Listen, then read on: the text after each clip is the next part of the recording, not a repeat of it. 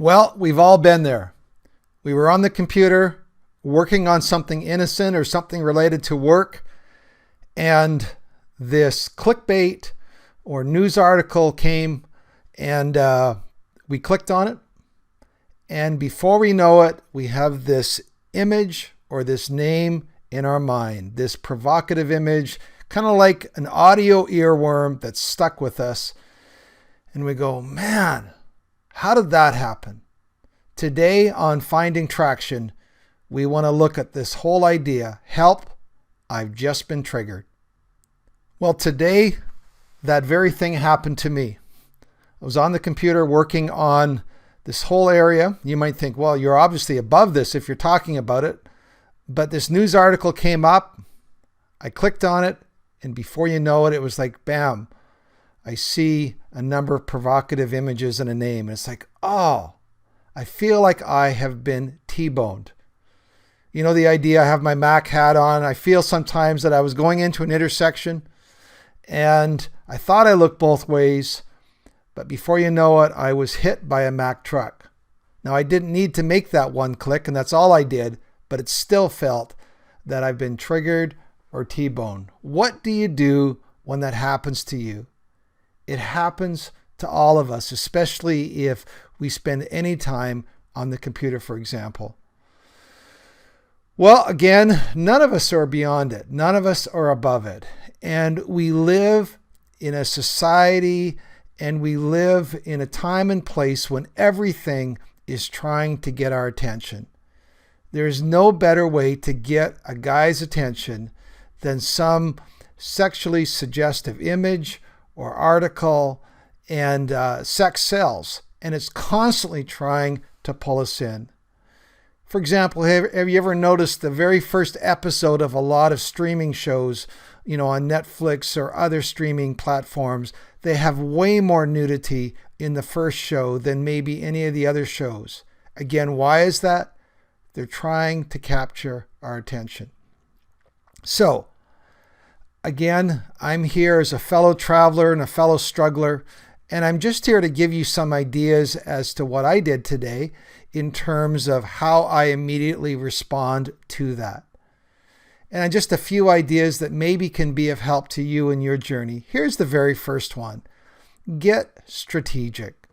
I noticed that's about the third time on this browser that this has happened to me. And about 4 days ago, I clicked on an article and it had to do with some entertainment thing. And immediately there was another couple images that were associated with that article that were embedded with it. Now, about the first time, fool me once, shame on me, fool me twice, fool me once, shame on you, fool me twice, shame on you, fool me 3 times, shame on you. But finally, about the 4th time, you go, you know what? Forget shame, but I got to get smarter on this. And so I noticed with this browser, this happens to me more often than not. So I was, told recently, and I stumbled across a browser called Brave, and it's got a picture of a lion. And I started using Brave, and it has had none of those sort of images or ads. Again, I don't know what's up with it or how they do it. But my son had said to me, all browsers come with these kind of ads or whatever, but Brave apparently doesn't appear to have them. So check that out. And so after that happened to me today, I went back to the other browser, removed it, and I am going to do my browsing using Brave, from this time on, because it's just strategic. I didn't need that today. I didn't ask for it. I didn't do anything wrong. And yet I now am stuck with that image, that T-boned image that I now have to deal with for the rest of the day. Here's the second one. Get practical. I've noticed, and I talk to guys, I've noticed a lot of the times we're triggered, they just take on the same sort of scenario time after time after time. As I work with guys, they'll often say to me, well, I was in this situation and then I got triggered and then I ended up going down the rabbit hole and acting out. And it's always almost the same scenario. And it's sometimes, at some point I'll say to them, you got to switch up the scenario. One of my buddies, it's always first thing in the morning. He gets up and he's on his computer. His wife hasn't got up yet. And that's his time he struggles. And so you got to get strategic, either saying, I'm not going to go on the computer first thing in the morning, or I'm going to put a filter on that doesn't let me on till 9 or 10 o'clock or whatever. But you've got to get strategic.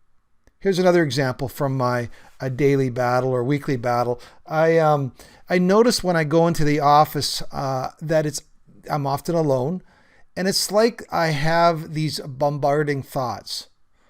I sometimes feel like I have this committee, this dark backroom committee of 3 or 4 people in that committee, and they're constantly sending ideas into my mind saying, hey, why don't you check this out? Or you should try this. And I try, and when I don't respond to that, they're not at all dissuaded. They just come up with a new idea.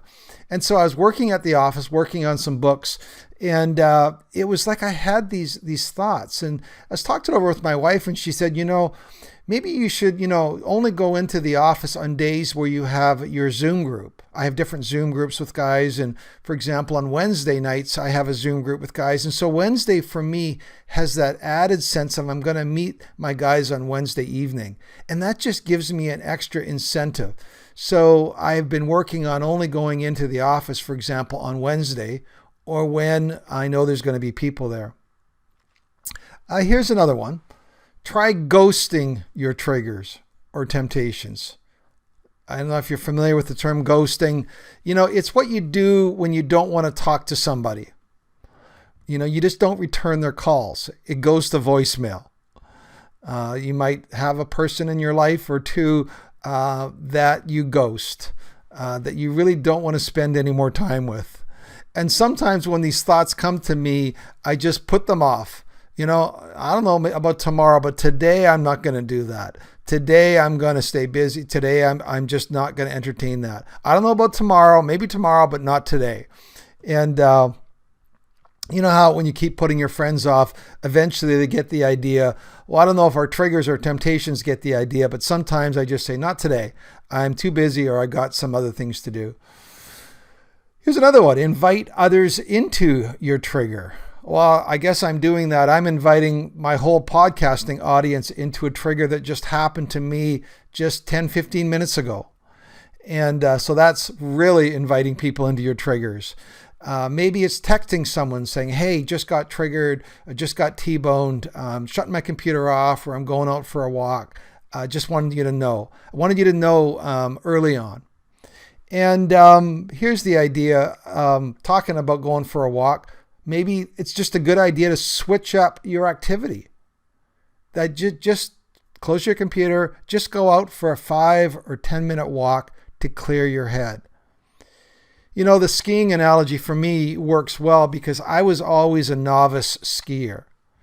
And for me, I was better than the bunny hills and all that. But I was more of a those blue circles type of hills. I think that's intermediate or novice. But whenever I saw a black diamond, I knew that was beyond my ability. Stay away from black diamond hills. And sometimes I got get the word picture of me. I don't know how I got to the top of this black diamond hill, but I'm sitting there and I'm at the top, and I can either, if I let those skis go downhill, even for 3 seconds, hit the first mogul, I'm going to be going so fast that I will not be able to stop myself. It's only going to be a tree or something that stops me. That hill is beyond my abilities to navigate. And I think we just have to have this idea when triggers or temptations come, we cannot let them develop any sort of momentum. Once they speed up, we're goners in this process. And so it's time to swallow our pride, take our skis off, put them over our shoulders, and trudge back up on the hill and find a blue circle, a ski run that's more to our, or maybe even a bunny hill or something that's more to our abilities. So I'm going to throw the last one in as well. I think there's a place, and I know not everybody listens to this is from a spiritual background or would call themselves a Christian or somebody perhaps from another faith background. But I have tried and found it helpful in my scenario to invite God into my temptation. That's been helpful for me. When I'm triggered, I've been trying to do this, become more spiritually aware over these last number of weeks. Every time I start a new activity, I invite God into it. And even when we're triggered or tempted is a little bit more of spiritual language, triggered or whatever, I try to make it a spiritual exercise, invite God into that, and just say, right now I'm feeling really tempted or really triggered, and I just want to invite you into that, as a friend, in terms of that. So anyways, that's something that I've been doing more, and I know a number of people might find that helpful as well. So those are a few ideas. If you had the experience like me today where you were minding your own business and before you know it, you got T-boned in the intersection, you got triggered, get strategic, get practical, ghost your temptation or your trigger, invite others into it, switch up the activity, and invite God into that. So I hope the rest of your day goes well. I hope that you have clear sailing.